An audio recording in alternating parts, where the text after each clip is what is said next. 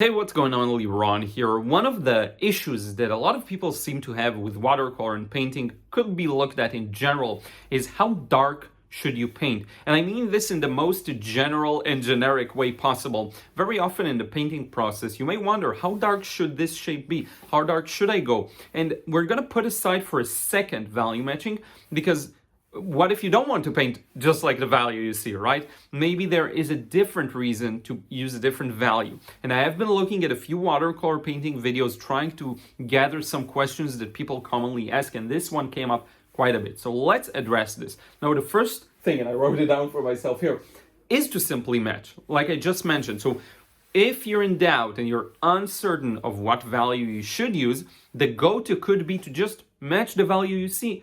And that's a great way to deal with it, and you'll get, again, if you get the accurate shapes and accurate values, you'll get a realistic impression, right? So that could be a nice fallback of trying to match the value, and it is a valuable skill, even not just for realism, but for executing upon your vision. So even if you have a vision in mind that's a little more simplified, illustrative, abstract, you still want to be able to paint it as you see it in your mind's eye. And in order to do that, you need to match the value properly, whether it's the value in the reference photo or the value in your imagination. So that'll be the first thing. Now, as for the second thing that I would suggest is to have 3 distinct values. And I find that works really well for me. And there is this lesson that I'll put hopefully a snippet of right now from my course that shows this.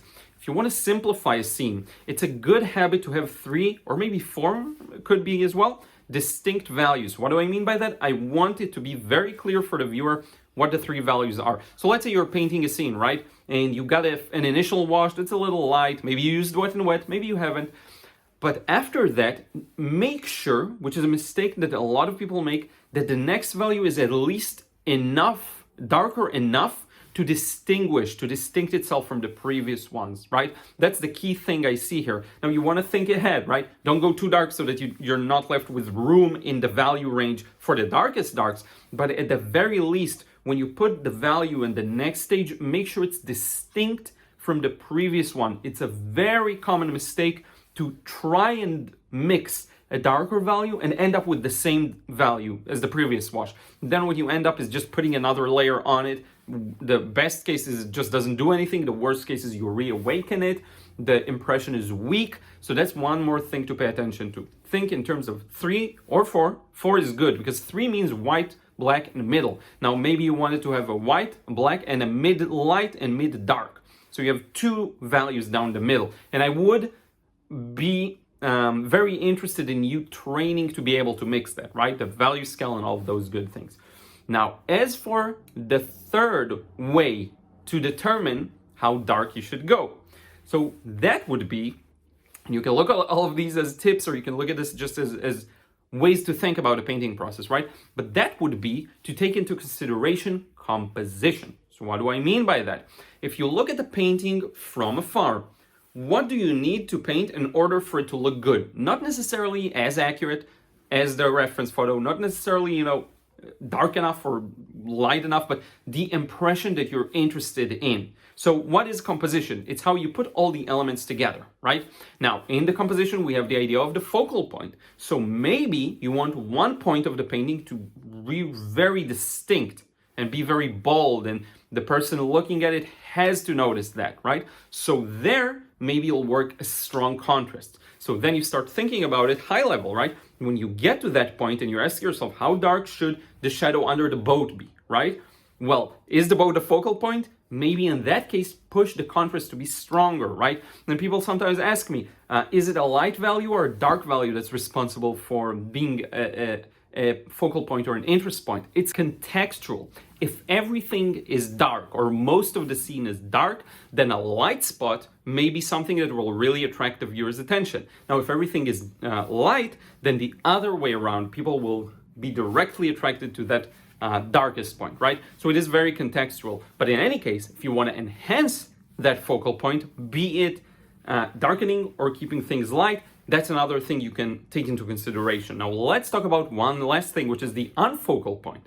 So in the same vein of composition, what if there's a point or an area where you want to avoid attracting too much attention. And I did show a couple of these paintings of mine in the edges lesson in the Watercolor Realism course. Again, link in the description box below. But I really show there the peripheries of the painting are very important, because that's usually the areas where you want less attention to be placed on, unless you're trying to do something clever. So what I end up doing is using very smooth transitions there, right? I'm using smoother transitions on the outside, and I'm saving those sharper, very strong contrasts to the middle. Maybe it's a good idea to avoid things that are very dark in the peripheries of the painting, or even in the distance, right? So you have a lot of factors that help you decide how dark to go in every area of the painting. It's not always an easy decision, and there isn't always one correct answer. In fact, probably most of the time, there isn't one correct answer. But I want you to look at these three kind of tips for how to do that. The first one being the simply match the value you see, right? The second one is going to be have three distinct values. So that's more of a kind of a predetermined approach that can simplify the process. And I do recommend that sometimes, especially if you're a beginner, try to paint using just 3 or 4 values and just get a result, right? And the third one, and that's really just like the process. The first tip, you don't have to think. The second one, you do think, but it's planned in advance. The third one is where you really have to be the most aware of your subject matter, of the impression you're trying to achieve, of the things you want to push forward towards the viewer, the things you want to pull back and not put a lot of emphasis on, right? So hopefully I have given you some things to think about, and not just an answer of do this and do that, because it is a question that a lot of people have in mind of how dark should I go, and how do I know in a specific shape how dark should I go. So hopefully you'll have these 3 ideas in mind, and maybe the next time you get to that point, you know immediately, oh, this is when I want to put less emphasis, more emphasis. This is in the distance, I'll keep it light, and so on and so forth, okay? I hope you found this one helpful, and I hope you'll give a try to everything below the links. If you want to learn how to paint loosely, freely, if you feel rigid with watercolor, like you can't let go, be sure to check out the frustration-free watercolor course. Link is always in the description box below. Same with the new Watercolor Realism course. If you feel like you are free in your creation, but you're having just a hard time getting that realistic impression, that's going to get you there for sure. It's just a matter of following the process, right? I would do a combination of both, ideally long-term, but that's just one way of looking at it. And the next thing is I do want you to check out the Patreon if you want to get personalized critiques for your paintings. I have a tier there for that. A lot of people have been asking for it. Thank you so much, and I will talk to you again real soon.